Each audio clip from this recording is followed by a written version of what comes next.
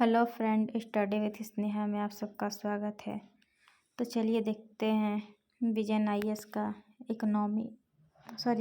Environment का।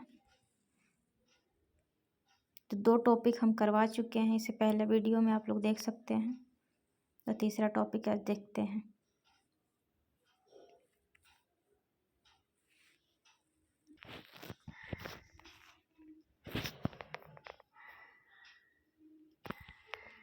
State of the cryosphere. देखते हैं सुर्खियों में क्यों है।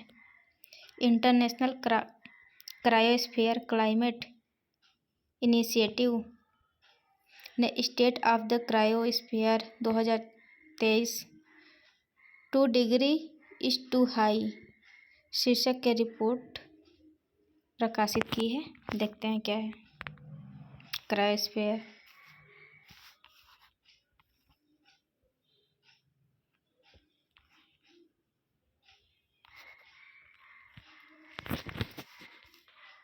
डायग्राम में आप लोग देख सकते हैं आइस केप, बर्फ में कैसे होता है, ग्लेशियर में।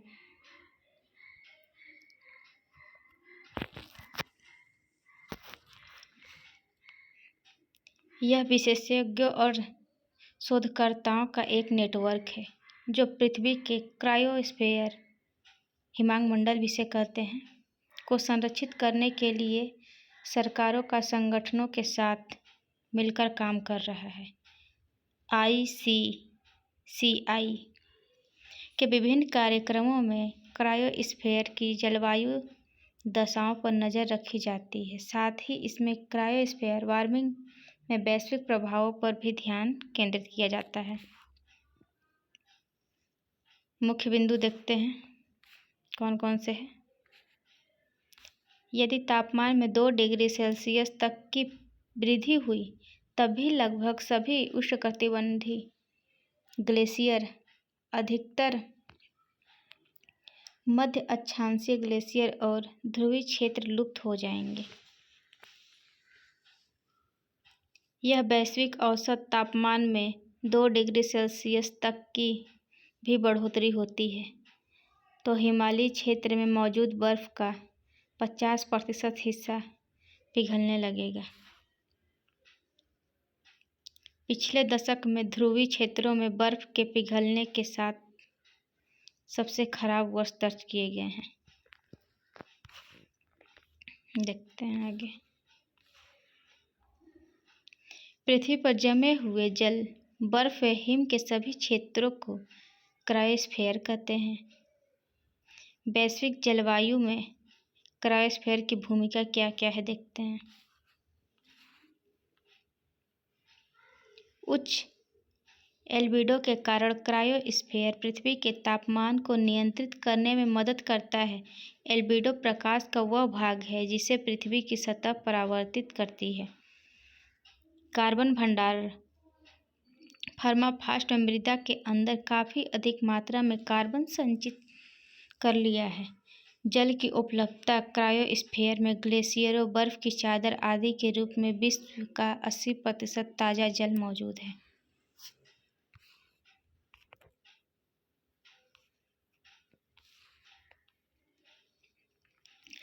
चरम मौसम की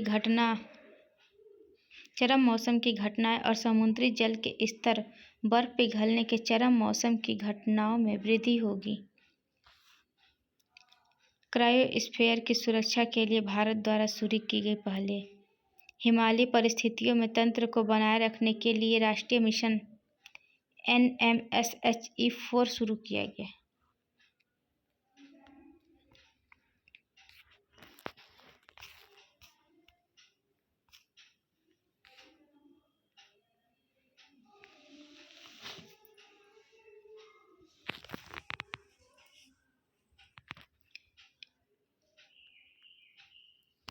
अब अगला टॉपिक आ गया है पश्चिम अंटार्कटिका में हिम का पिघलना।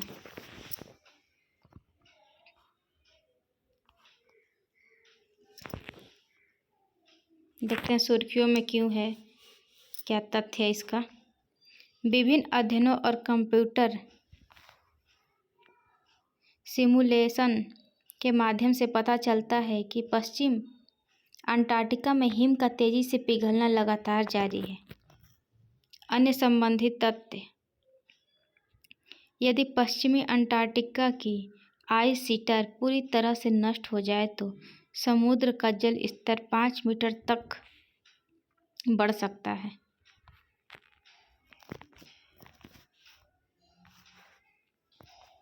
जूम कर लेते हैं थोड़ा।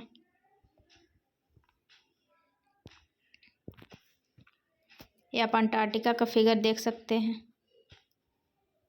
इधर बेडल सागर है, Antarctica ice sheet, east Antarctica ice sheet, रास सागर, ग्लेशियर इधर है, अमुंडसेन सागर, या डायग्राम में आप लोग देख सकते हैं। चलिए आगे देखते हैं। 5 मीटर तक बढ़ सकता है। एंडरसन सागर में महासागरीय गतिविधियों की वजह से तैरती हुई आइस शेल्फ और पिघलना समुद्र जल स्तर में वृद्धि में योगदान देने वाली मुख्य प्रक्रिया है। एंडरसन सागर पश्चिमी अंटार्कटिका के तट पर स्थित है। देख सकते हैं आप किधर स्थित है।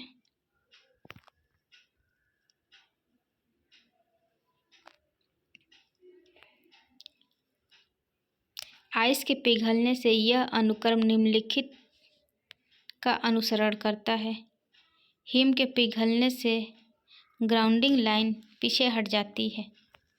वह बिंदु जहां ग्लेशियर और आइस शेल्फ का संपर्क आधार तल से समाप्त होता है और उसका समुद्र में तैरना आरंभ होता है, उसे ग्राउंडिंग लाइन कहते हैं। इससे संपूर्ण ग्राउंडिंग लाइन के पास तैरती बर्फ महासागरीय गतिविधियों का सामना करने में सक्षम नहीं रह जाती है। ग्राउंडिंग लाइन की तरफ आइस शेल्फ में तेजी से आगे बढ़ने के कारण आइस शेल्फ का क्षैतिज प्रसार अधिक होने लगता है। इससे आइस शेल्फ पतली होने मोटाई में कमी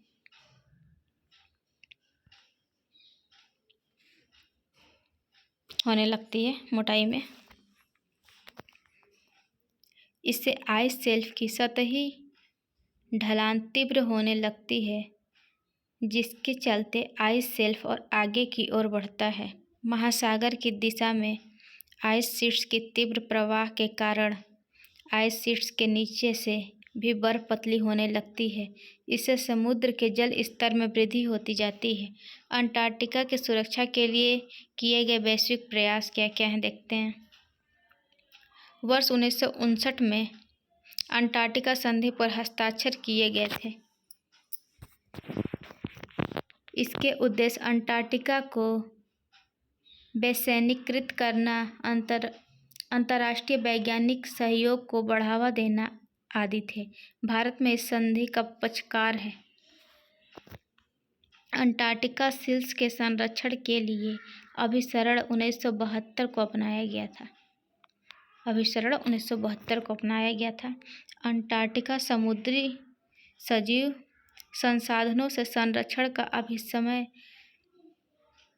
1982 को अपनाया गया है। भारत में भी इसकी अनुसमर्थन किया गया है। अंटार्कटिका संधि के लिए पर्यावरण संरक्षण पर प्रोटोकॉल, मॉन्ट्रियल प्रोटोकॉल 1991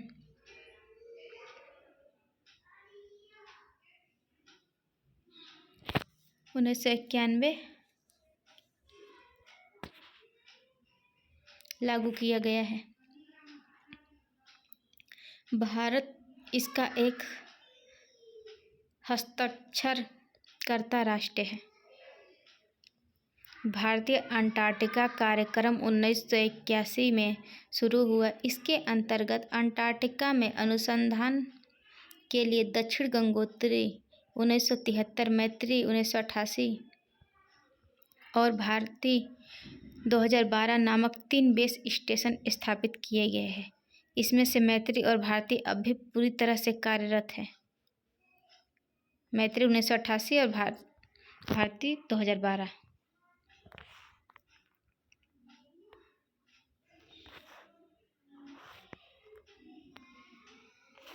आगे देखते हैं और कौन कौन से हैं।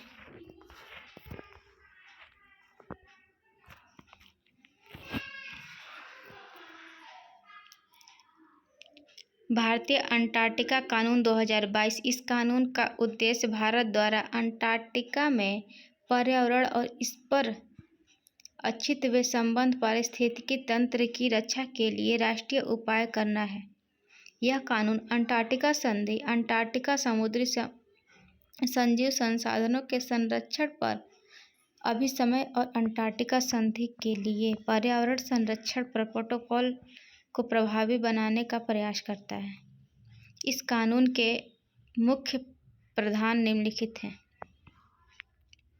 केंद्र सरकार अंटार्कटिका गवर्नेंस एवं पर्यावरण संरक्षण पर एक समिति की स्थापना करेगी। अंटार्कटिका में विविध गतिविधियों के लिए समिति द्वारा परमिट दिया जाएगा। एक अंटार्कटिका निधि का गठन किया जाएगा।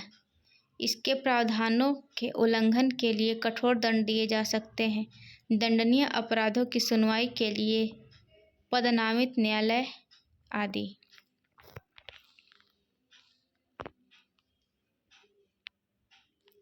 आर्कटिक एप्लीकेशन सुर्खियों में क्यों है? विश्व मौसम विज्ञान संगठन नेक्स्ट टॉपिक आ गया है। अंटार्कटिका एप्लीकेशन सुर्खियों में क्यों है देखते हैं। विश्व मौसम विज्ञान संगठन WMO के अध्ययन में इस बात को उजागर किया गया कि अंटार्कटिक क्षेत्र वैश्विक औसतन की तुलना में कम से कम 2 गुना गर्म हो गया है। अंटार्कटिका एप्लीकेशन के बारे में ध्रुवीय और उष्णकटिबंधीय के बीच तापमान वृद्धि में अंतर को आर्कटिक या पोलर एप्लीकेशन के रूप में जाना जाता है। कुछ अन्य अध्ययनों के अनुसार 1979 से 2021 के दौरान आर्कटिक शेष विश्व की तुलना में लगभग 4 गुना तेजी से गर्म हुआ। आर्कटिक विश्व के अन्य हिस्सों की तुलना में तेजी से क्यों गर्म हो रहा है देखते हैं। तेजी से क्यों गर्म हो रहा है? अंटार्कटिका की तुलना में आर्कटिक में पोलर एप्लीकेशन अधिक हो रहा है। ऐसा इसलिए क्योंकि अंटार्कटिक समुद्री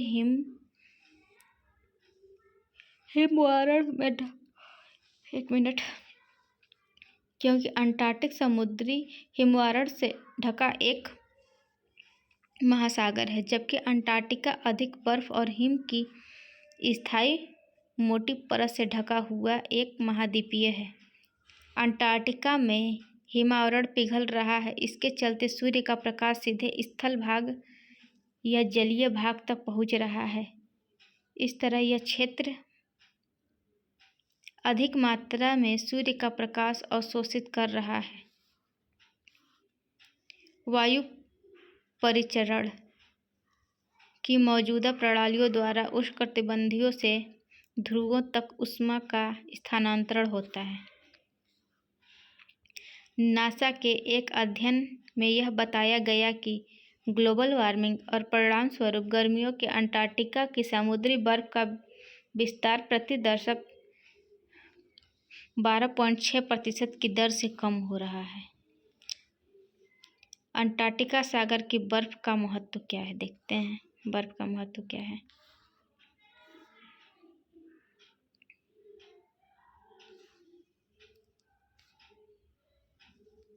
टाइपिंग बहुत छोटा छोटा है, इसलिए आप लोग ध्यान से देखिएगा।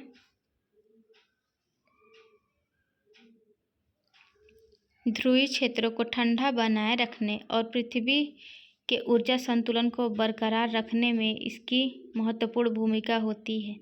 समुद्री बर्फ भी ऊपर से ठंडी हवा और सतह के नीचे के अपेक्षाकृत गर्म जल के बीच एक अवरोध बनाकर हवा को ठंडा बनाए रखती है। समुद्री बर्फ में होने वाली कमी जैव विविधता को प्रभावित कर सकती है। साथ ही यह ध्रुवीय भालू और वायरस जैसे स्तनधारियों को भी नुकसान पहुंचाता है। यह यूपइक, इनुपिया और इनुइट जैसी स्वदेशी आबादी की निर्वाह शिकार आधारित पारंपरिक जीवन शैली को भी प्रभावित कर सकती है।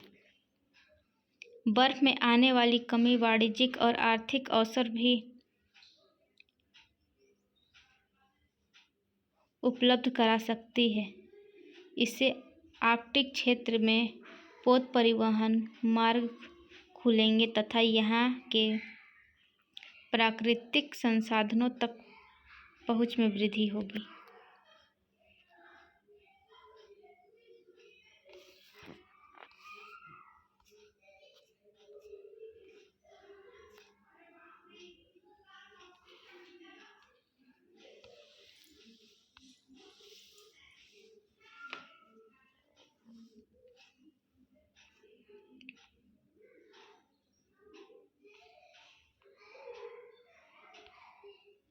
अंटार्कटिका क्षेत्र में बर्फ कम होने से नए पोत परिवहन मार्ग खुल सकते हैं और अंटार्कटिका क्षेत्र में प्राकृतिक संसाधन तक पहुंच बढ़ सकती है। डायग्राम आप लोग देख सकते हैं, जूम कर देते हैं थोड़ा।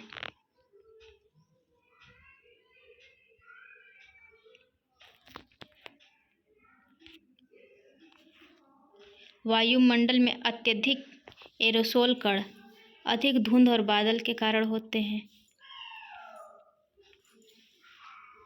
ऊपरी वायुमंडल द्वारा विकिरण वायुमंडल से पृथ्वी की सतह की ओर के माध्यम से निचले वायुमंडल का गर्म होना।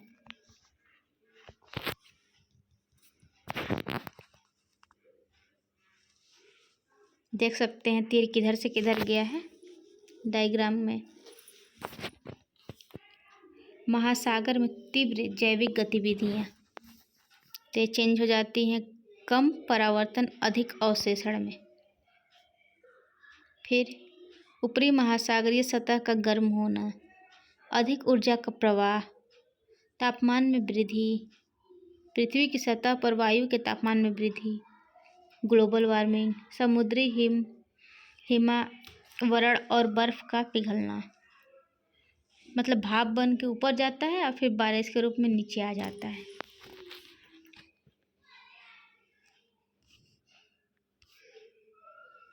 संबंधित अवधारणाएं। ब्लू ओशन इवेंट BOE यह उस स्थिति को व्यक्त करता है जिसमें अंटार्कटिका महासागर बर्फ युक्त क्षेत्र 1 मिलियन वर्ग किलोमीटर से भी कम हो जाता है। इससे अंटार्कटिक सतह का रंग सफ़ेद से नीला दिखाई देने लगता है। इसका तात्पर्य यह है कि एक ऐसे परिदृश्य को प्रकट करता है जहां अंटार्कटिक में समुद्री बर्फ इस सीमा तक पिघल जाती है कि केवल छोटे या बिखरे हुए बर्फ के टुकड़े दिखाई देते हैं। यह पूरी तरह से बर्फ मुक्त महासागर की सतह ही शेष बचती है। अंतरिक्ष में परिवर्तित सूर्य प्रकाश की मात्रा में कम होती जाती है। इससे पृथ्वी और अधिक गर्मी बढ़ती है तथा अंटार्कटिक में बर्फ का नुकसान होता है। तो हम लोग 5 टॉपिक कंप्लीट कर लिए। अब अगला टॉपिक देखते हैं। ये अलग टॉपिक है, अंतर्राष्ट्रीय सम्मेलन अभी, समय और पहले।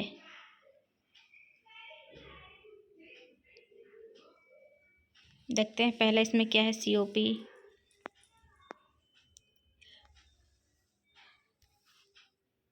सुर्खियों में क्या है।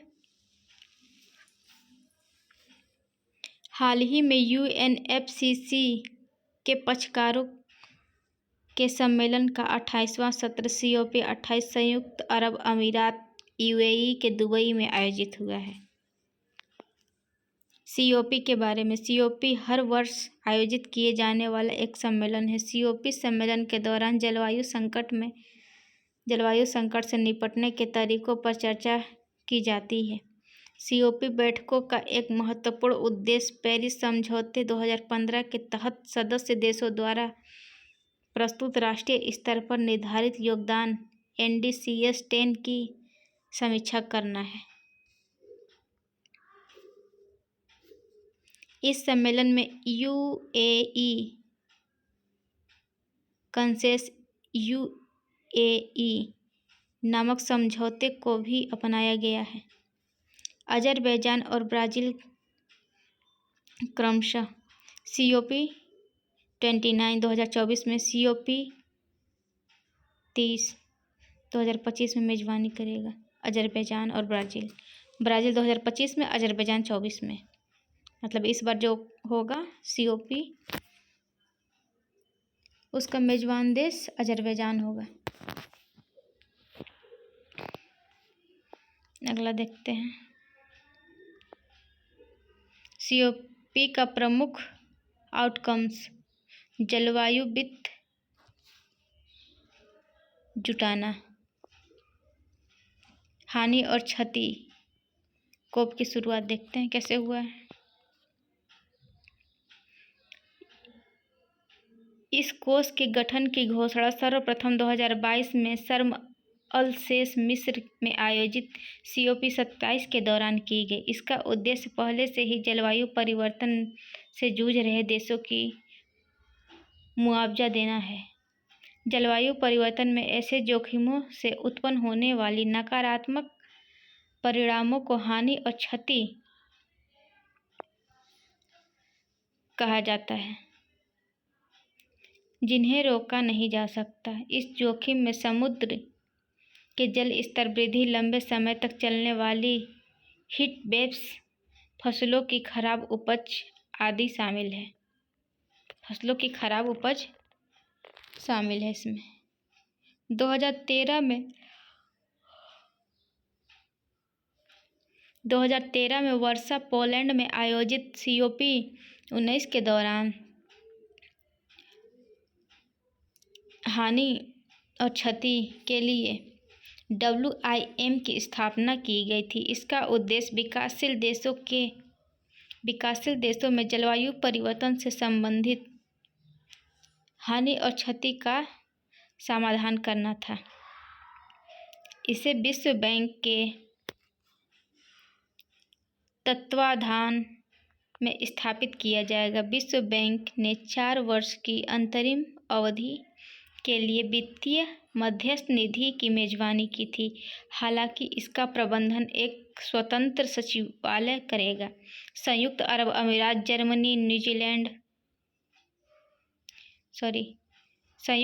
अमीरात, जर्मनी, यूनाइटेड किंगडम, जापान आदि सहित कई देश इस कोष की धनराशि देने की बात कही है।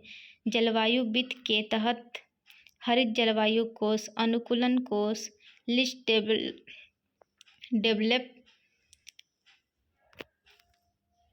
Countries fund and special climate change fund के लिए $83.9 बिलियन जुटाए गए। वैश्विक जलवायु वित्त फ्रेमवर्क घोषणा पत्र जारी किया गया। भारत ने इस घोषणा पत्र पर हस्ताक्षर कर दिया।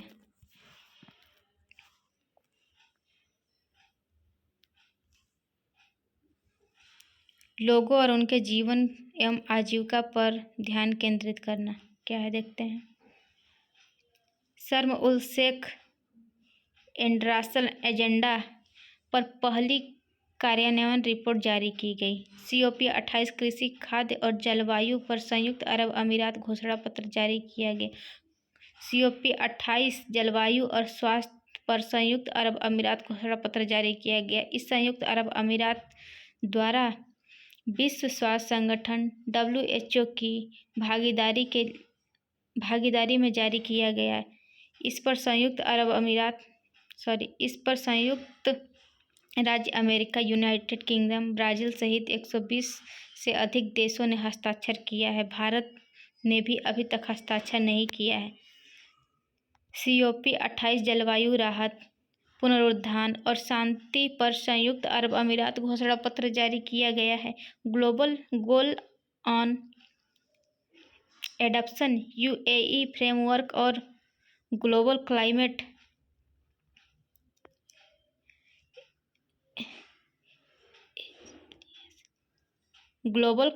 एजिलियस को अपनाया गया है। यह पेरिस समझौते के अनुच्छेद 2 में उल्लेखित वैश्विक तापमान को सीमित रखने संबंधी लक्ष्य के संदर्भ में दीर्घकालीन अनुकूलन प्रयासों का मार्गदर्शन करता है।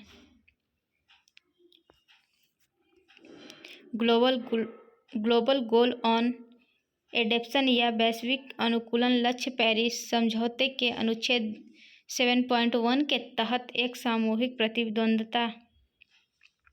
प्रतिबद्धता है। इसका लक्ष्य जलवायु परिवर्तन के प्रति विश्व की अनुकूलता क्षमता को बढ़ाना, सहनशीलता, रिलीजियस को मजबूत करना, सुभेद्यता को कम करना है।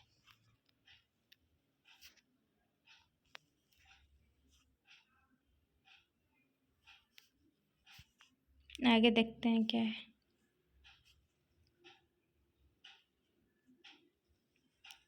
पूरी समावेशिता के साथ हर पक्ष को शामिल करना। COP28 gender responsible just transition and climate x partnership को लॉन्च किया गया।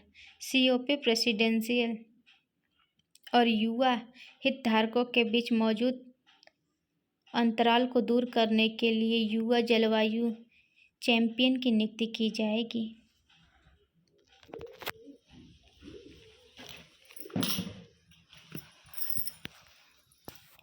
रिपोर्ट और जारीकर्ता देखते हैं। जलवायु वित्त पर report.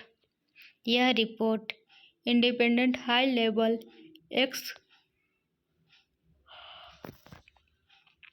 Expert group on climate finance द्वारा जारी की गई। COP26 प्रेसिडेंसी में IHLEG का गठन किया गया। IHLGE का UNFCCC पेरिस समझौते के लिए निवेश को बढ़ावा देने हेतु नीतिगत विकल्प तैयार करने और सिफारिशें करने का अधिकार प्राप्त है। प्रमुख बिंदुओं पर एक नज़र। वैश्विक जलवायु वित्त के लिए प्रतिबद्ध राशि पिछले दशक के दौरान बढ़कर 3 गुना से भी अधिक हो गई है। हालांकि यह आवश्यक राशि की तुलना में भी कम है। जलवायु वित्त का प्रवाह विकसित देशों और चीन में केंद्रीय है और इनका उपयोग अनुकूलन की बजाय शमन पर अधिक होता है। NIO मीथेन प्रकाशित की गई। इंटरनेशनल मीथेन एमिशन ऑब्जर्वेटरी यह संयुक्त राष्ट्र पर्यावरण कार्यक्रम के तहत काम करती है। इसकी स्थापना 2021 में G20 लीडर समिट के दौरान की गई। इस रिपोर्ट के जरिए नीति निर्माताओं को मीथेन उत्सर्जन को ट्रैक करने और उनकी निगरानी करने के लिए कार्रवाई की गई एक रूपरेखा प्रदान की जाती है। इसमें वे मीथेन में शमन के लिए लक्षित और महत्वाकांक्षी उपायों की योजना बनाने में सक्षम हो पाते हैं। जलवायु परिवर्तन पर संयुक्त राष्ट्र फ्रेमवर्क कन्वेंशन के बारे में देखते हैं क्या है कन्वेंशन के बारे में। यह एक अंतर्राष्ट्रीय पर्यावरण संधि है। इसका उद्देश्य ग्लोबल वार्मिंग को रोकने के लिए ग्रीन हाउस गैस में उत्सर्जन में कमी करना। उत्पत्ति। इस पर पर्यावरण और विकास पर संयुक्त राष्ट्र सम्मेलन 1992 में हस्ताक्षर किए गए थे। इस सम्मेलन को पृथ्वी शिखर सम्मेलन के नाम से भी जाना जाता है। इसी सम्मेलन के दौरान UNFCCC की उत्पत्ति हुई।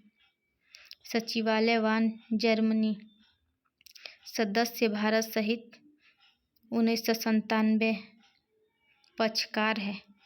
प्रमुख समझौते पेरिस समझौता। देखते हैं पेरिस समझौता क्या है।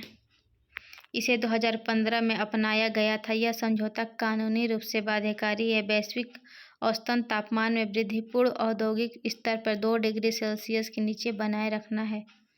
तापमान वृद्धि में 1.5 डिग्री सेल्सियस तक सीमित करने हेतु प्रयास करना है। क्योटो प्रोटोकॉल 1997 में अपनाया गया। यह 2005 में लागू हुआ है। यह औद्योगिकीकृत देश और संक्रमणशील अर्थव्यवस्थाओं को अपने अपने सहमत लक्ष्यों के अनुसार GHG उत्सर्जन को सीमित व कम करने हेतु प्रतिबद्ध करता है। इसके तहत निर्धारित प्रतिबद्धताएं 2020 में समाप्त हो चुकी हैं।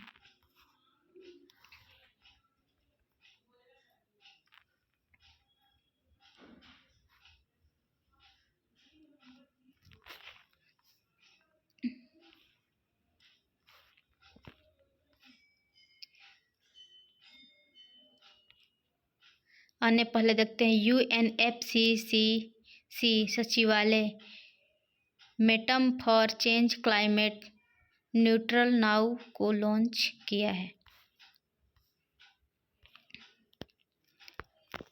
इस पहल में व्यक्तियों, कंपनियों और सरकारों से 3 चरण की सहायता से क्लाइमेट न्यूट्रलिटी का प्राप्त करने का आग्रह किया गया है।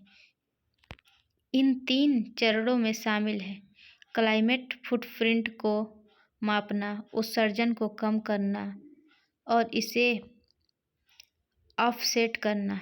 क्लाइमेट न्यूट्रलिटी यह उन उत्सर्जनों को संतुलित करने में net zero green house gas उत्सर्जन प्राप्त करने का विचार है जो ग्रह के प्राकृतिक अवशोषण के माध्यम से हटाए गए उत्सर्जन के बराबर या उससे कम हो। क्लाइमेट फुटप्रिंट मानवीय गतिविधियों द्वारा उत्सर्जित GHG की वायुमंडल में कुल मात्रा।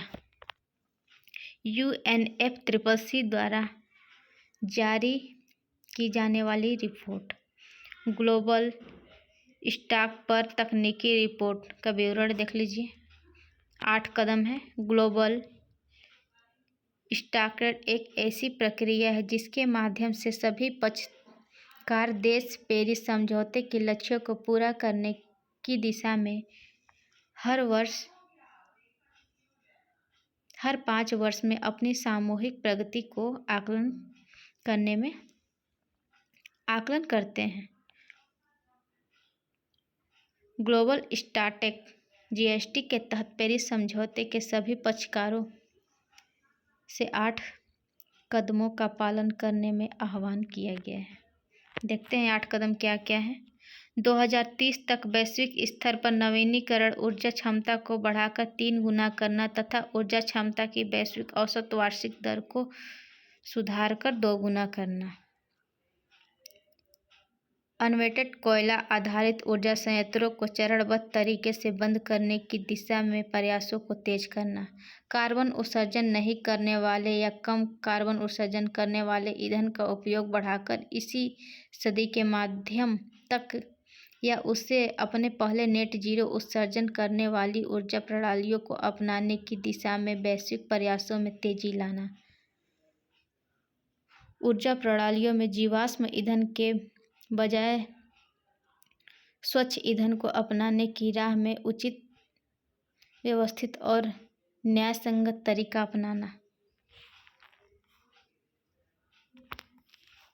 नवीनीकरण ऊर्जा, परमाणु ऊर्जा और carbon capture, utilisation and storage सहित कम उत्सर्जन करने वाली प्रौद्योगिकियों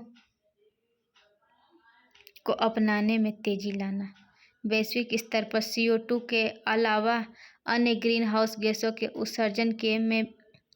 उत्सर्जन में भी तेजी से कमी करना और उत्सर्जन को नियंत्रित कम करने रखना। सड़क परिवहन के चलते होने वाले उत्सर्जन में कमी लाने के प्रयासों से तेजी लाना। जीवाश्म ईंधन का खपत को बढ़ावा देने वाली सब्सिडी को चरणबद्ध रूप से समाप्त करना। पेरिस समझौते के तहत सिंथेसिस रिपोर्ट 2023 नवीनतम NDCS लागू होने के बाद भी 2010 के स्तरों की तुलना में 2030 तक उत्सर्जन में लगभग 8.8% की बढ़ोतरी होगी। 40% पक्षकारों में NDC के अनुकूलन संबंधी घटकों से स्थानीय समुदायों की भूमिका और देशज लोगों के अधिकारों का उल्लेख किया गया है।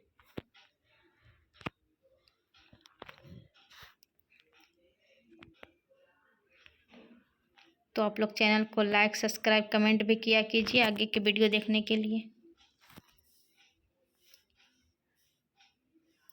Thank you.